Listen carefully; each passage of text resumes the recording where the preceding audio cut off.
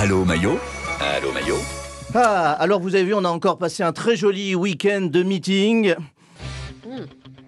Le concours du mal alpha de celui qui aura le plus gros meeting s'est poursuivi et c'est donc notre président, alias demi-dieu sur terre, Emmanuel Macron, qui s'est offert un meeting à son image, modeste. Il a fait péter la Défense Arena, Manu, la plus grande salle d'attente d'Europe.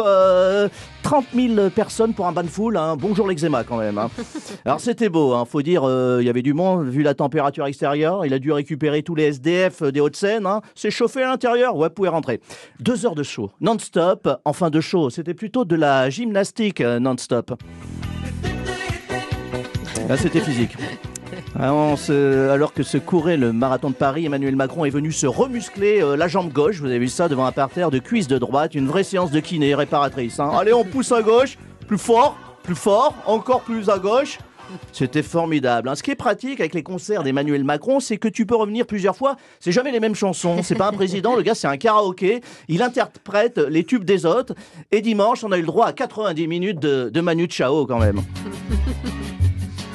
On se serait cru un 1er mai à la mutualité. Macron, le Hugo Boss Chavez des orphelins du Grand Soir. C'était la version lutte ouvrière de N'oubliez pas les paroles.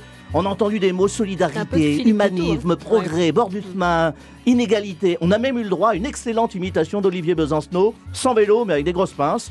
À un moment, notre président s'est laissé aller, il a déclaré « Nos vies valent plus que vos profits ». Oh la vache!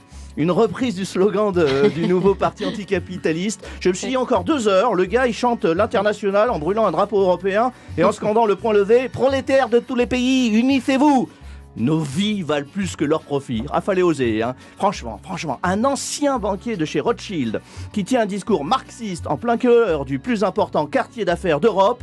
Génial, c'est un peu comme si demain on apprenait que le pape François défilait à Kaboul sur un char de la Gay Pride. Alors certes, l'image est un peu excessive, mais admettez que quand le trait initial est déjà tellement grossier, l'exercice de la caricature satirique devient difficile.